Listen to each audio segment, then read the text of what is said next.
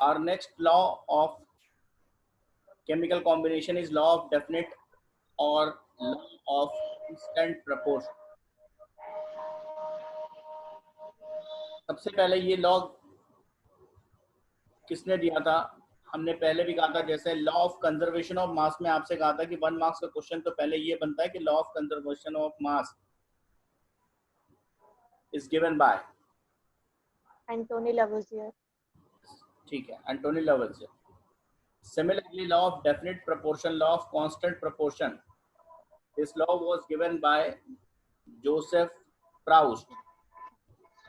ये Joseph Proust का law है, ठीक है। Yes. पहले ये मार्क करना है। नंबर 2 लॉ क्या कहता है? ये लॉ ये कहता है, पहले हम जरा समझ लेते हैं कि अगर आप कोई कंपाउंड,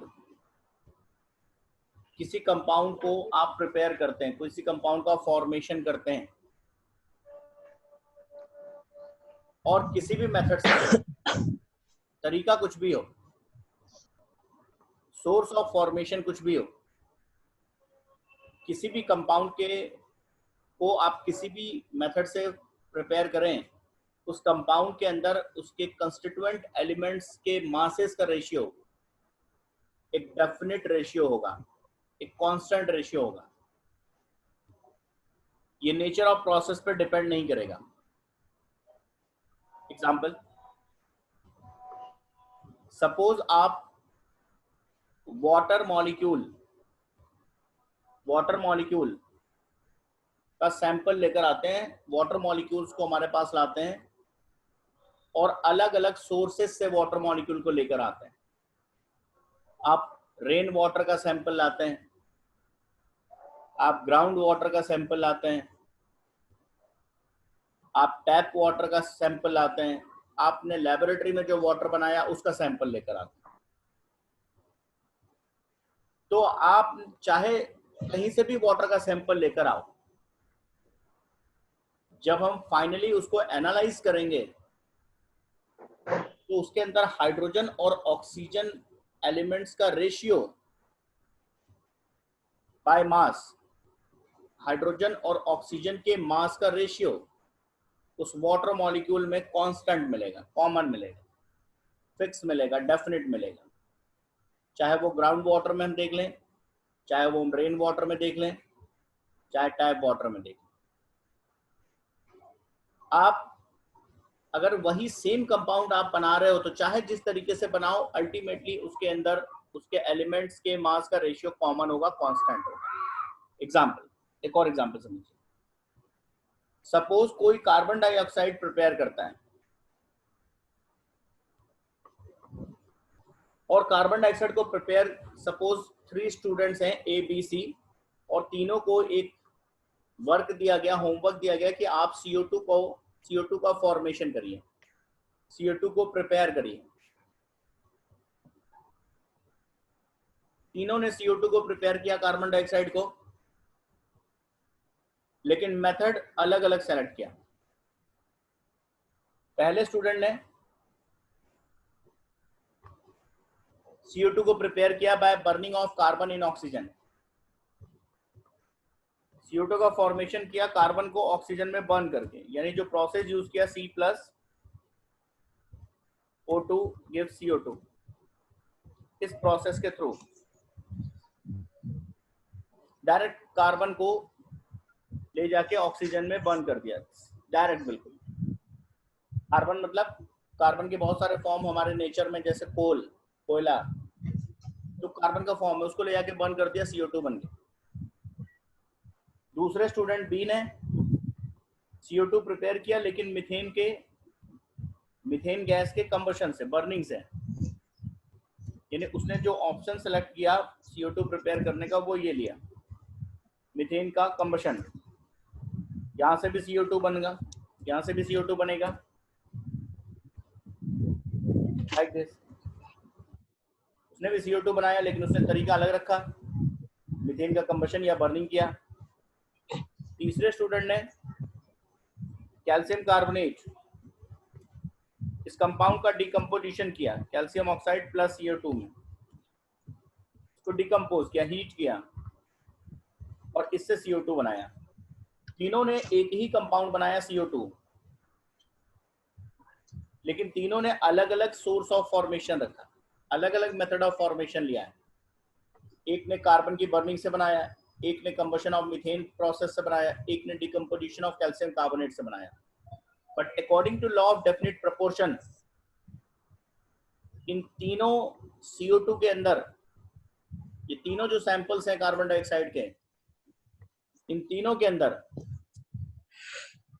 अगर हम लैब में जाकर एनालिसिस करेंगे तो तीनों कार्बन डाइऑक्साइड के सैंपल के अंदर हमें कार्बन और ऑक्सीजन सेम रेशियो में मिलेंगे मास के अकॉर्डिंग। क्लियर हो गया?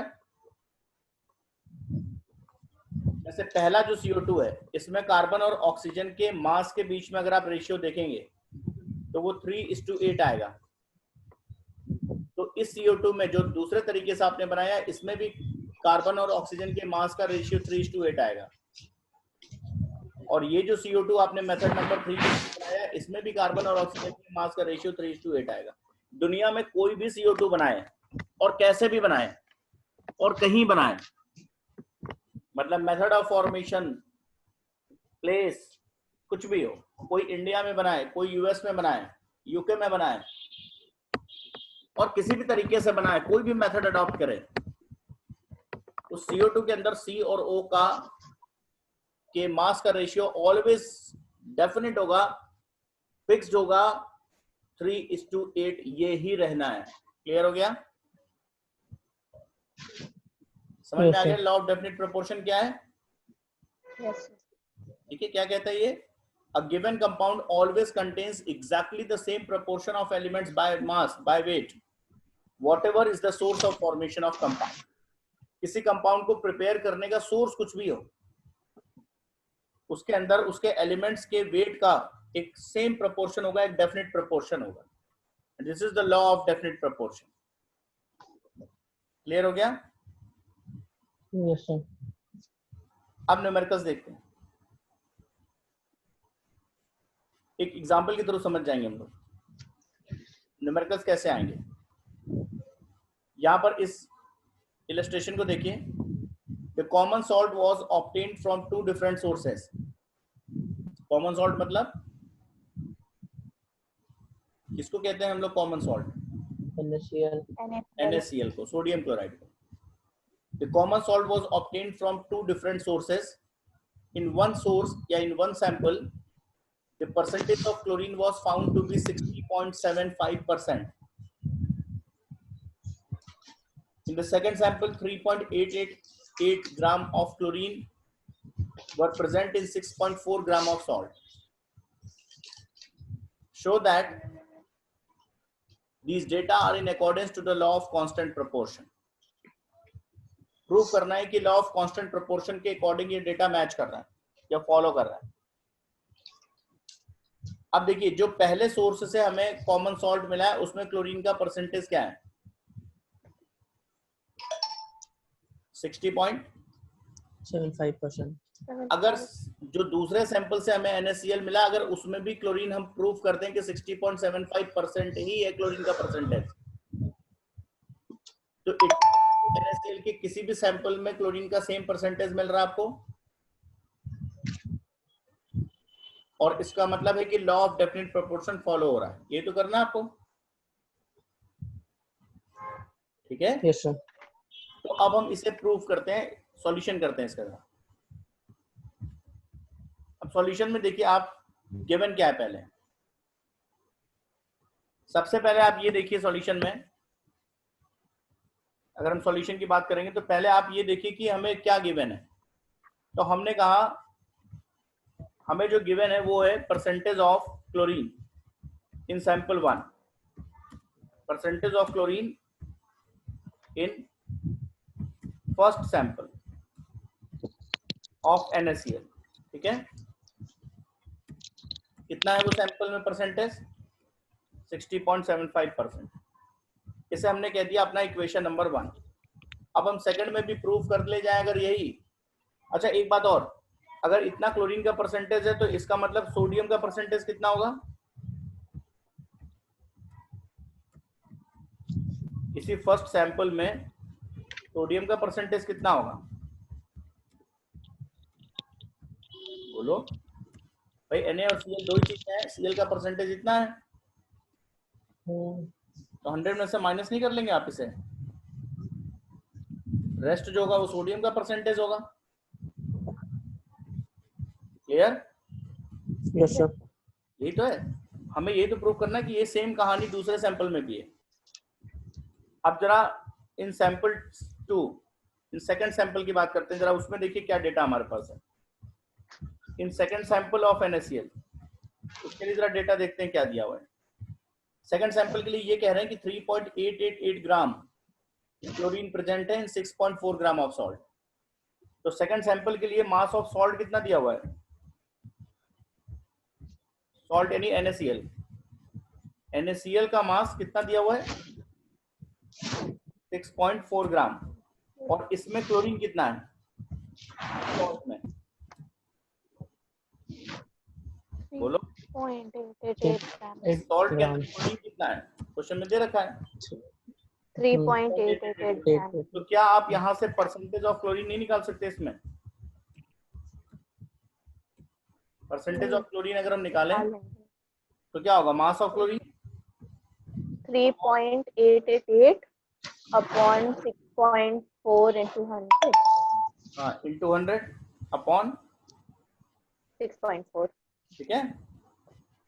मतलब हम अगर परसेंटेज निकालना चाहें तो आप देखिए 3.888 क्लोरीन का मास अपॉन सोडियम क्लोराइड यानी टोटल सॉल्ट का मास दैट इज 6.4 इंटू 100 कर लेंगे, कितना आएगा? आप सॉल्व करके बताओ जरा आप लोग।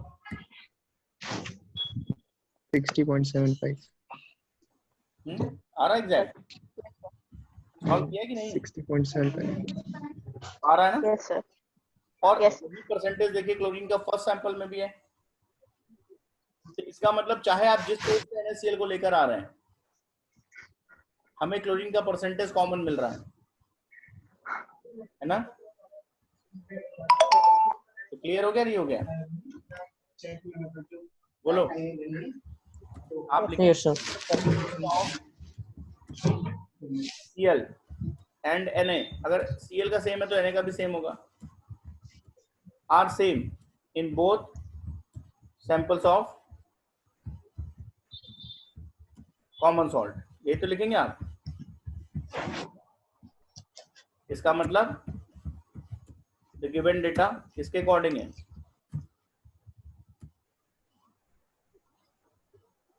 Are in accordance to the law of constant proportion. बस लिख लेंगे, नोट कर लीजिए सब लोग।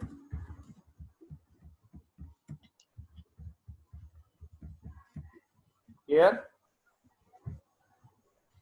समझ में आ गया solution? Yes sir. Yes sir. एक और क्वेश्चन देखते हैं, नोट कर लीजिए, ये स्क्रीनशॉट ले लीजिए, बाद में कर लीजिएगा। ये क्वेश्चन है, सॉल्यूशन।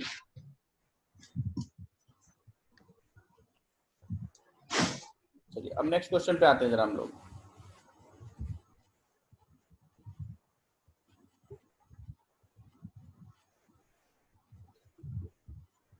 एक और क्वेश्चन देखिए, second illustration, copper oxide. Question पहले देखते हैं, क्या आप बताइएगा कैसे होगा इस question. Copper oxide was prepared by the following methods. One case 1.75 gram of metal, metal मतलब copper, were dissolved in nitric acid and igniting the residual copper nitrate yielded 2.19 gram of copper oxide. In the second case, 1.14 gram of metal dissolved in nitric acid were precipitated as copper hydroxide by adding caustic alkali solution. The precipitated copper hydroxide after washing, drying and heating gave 1.43 gram of copper oxide. In the third case, 1.85 gram of copper when strongly heated in a current of air yielded 1.83 gram of copper oxide. Show that the data illustrate the law of constant proportion. ये question है, कैसे करेंगे बताइए? बताइए, कोई try करेगा? हम same copper oxide को प्रिपेयर कर रहे हैं, लेकिन हर बार हमने 3 एक्सपेरिमेंट किए और हर बार हमने एक अलग तरीका यूज किया। तो method of preparation, source of formation हम चेंज कर रहे हैं। और क्या तरीका ले रहे हैं जरा देखिए। पहला तरीका 1.75 ग्राम ऑफ मेटल यानी copper was dissolved in nitric acid and igniting the residual copper nitrate yielded 2.19 gram of copper oxide. तो अब जरा सॉल्यूशन पे आते हैं।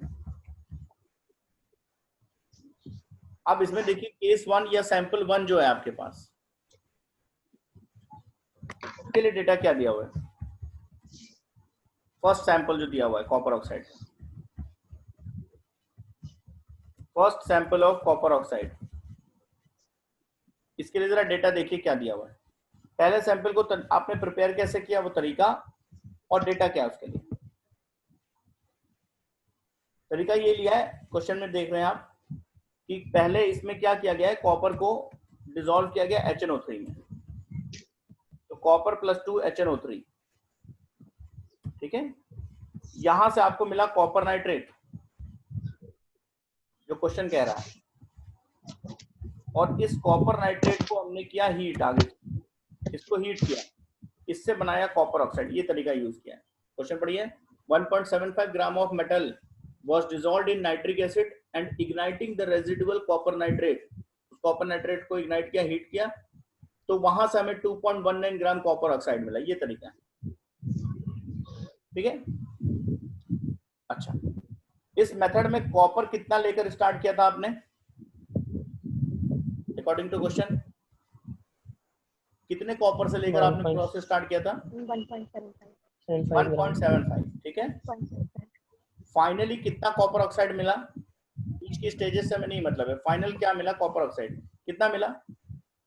2.19 ग्राम। तो अब आप सोचो कि जो कॉपर है वो तो फाइनली ट्रांसफर होकर यहीं पर आ रहा है ना, कॉपर ऑक्साइड में तो आ रहा है। फिर वही कॉपर है, कॉपर नाइट्रेट में गया, फिर कॉपर नाइट्रेट से वही कॉपर ऑक्साइड में आ गया। तो इसका मतलब इस 2.19 ग्राम जो कॉपर ऑक्साइड है, इसमें कॉपर का कंटेंट कितना होगा?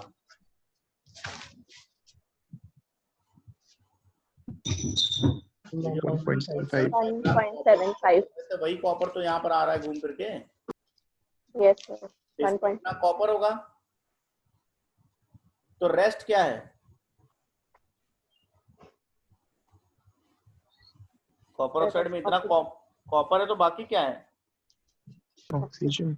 ऑक्सीजन। तो कितना ऑक्सीजन होगा ये तो पता चल गया ना अब आपको। 2.19 माइनस 1.75, ये 1.75 कॉपर कहां से आया? स्टार्टिंग से, क्योंकि यही कॉपर स्टार्टिंग से लेकर एंड तक प्रेजेंट है, ठीक है।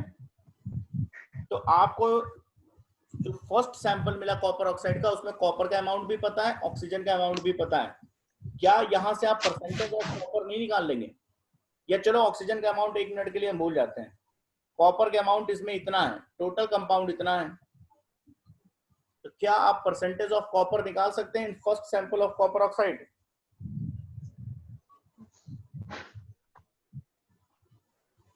फाइंड कर लेंगे percentage of copper. Yes. 1.75 upon 2.19 into 100 करके। और अगर यही परसेंटेज हमें एक्सपेरिमेंट 2 और 3 के लिए भी मिलता है कॉपर का, कॉपर ऑक्साइड के सैंपल में, तो लॉ प्रूफ है, ठीक है। नहीं समझ में आई बात? आ गई ना? क्या करना समझ में आया ना? अच्छा, अब सेकंड, अभी पहले हम सेकंड सैंपल की बात कर लेते हैं, फिर कैलकुलेशन सबका एक साथ करेंगे। अब सेकंड जो सैंपल ऑफ कॉपर ऑक्साइड का बना रहा है, उसका तरीका क्या है? क्वेश्चन पढ़िए, समझ में आ जाएगा। उसमें क्या किया है? In the second case 1.14 gram of metal dissolved in nitric acid was precipitated as copper hydroxide by adding caustic alkali, and the precipitated copper hydroxide is heated to give copper oxide।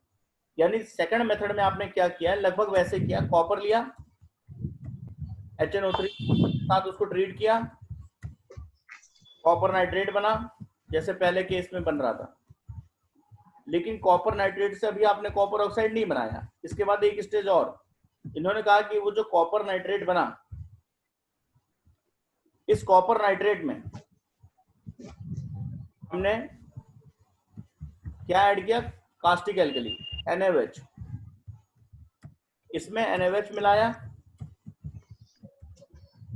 यहां से copper hydroxide बना PPT इसका। ये जो copper hydroxide बना इसको आपने heat किया फाइनली। तो ये तरीका उससे अलग है। अलग कैसे हुआ, वहां आपने सीधे कॉपर नाइट्रेट से ही कॉपर ऑक्साइड बनाया और इन्होंने एक स्टेप और बढ़ा दिया, तो ये एक अलग मेथड हो गया। इन्होंने कॉपर हाइड्रोक्साइड के हीटिंग से बनाया है, ठीक है। अब यहां पर कितना कॉपर लेकर आप स्टार्ट कर रहे थे,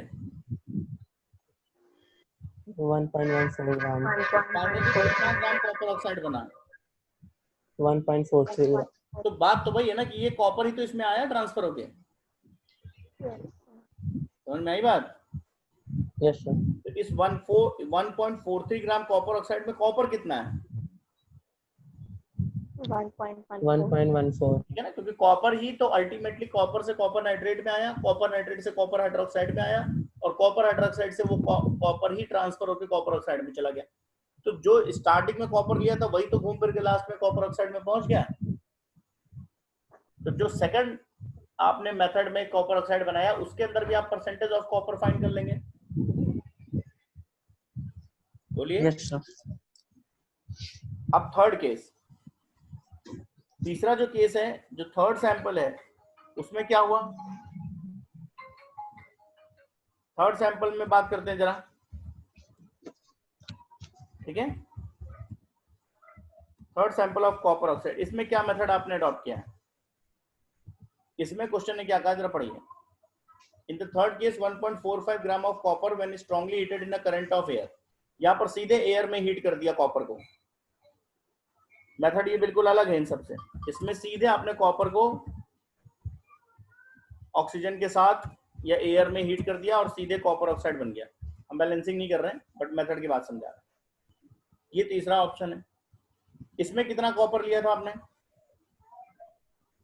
1.45 ग्राम। और फाइनली कितना कॉपर ऑक्साइड मिला आपको, 1.83 ग्राम। तो फिर बात वही है, इस 1.83 ग्राम कॉपर ऑक्साइड में कॉपर कितना है, 1.45। तो यहाँ भी तो आप परसेंटेज ऑफ कॉपर फाइंड कर लेंगे। Yes sir.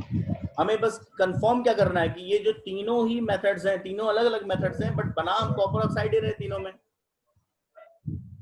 हमें यही कंफर्म करना है कि जो तीनों कॉपर ऑक्साइड के सैंपल्स हैं जो हमने अलग अलग 3 तरीकों से बनाए हैं, इन तीनों कॉपर ऑक्साइड के अंदर परसेंटेज ऑफ कॉपर सिमिलर है। कंफर्म हो गया, ठीक है। Yes sir. चलिए अब फटाफट आप सॉल्व करके बताइए। हमने मेथड बता दिए फर्स्ट केस में, सेकंड केस में और थर्ड केस में, तीनों में परसेंटेज ऑफ कॉपर फाइंड करके बताइए।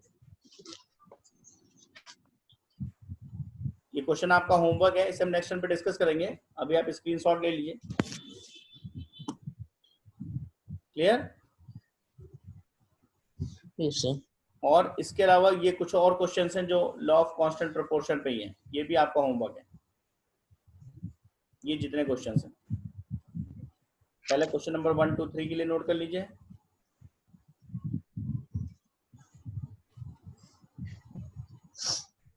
फिर इसके बाद आपके क्वेश्चन नंबर 4, ये सब हम लोग नेक्स्ट टाइम पे डिस्कस करेंगे। और एक नया लॉ पढ़ेंगे, लॉ ऑफ मल्टीपल प्रोपोर्शन, ठीक है। Yes sir.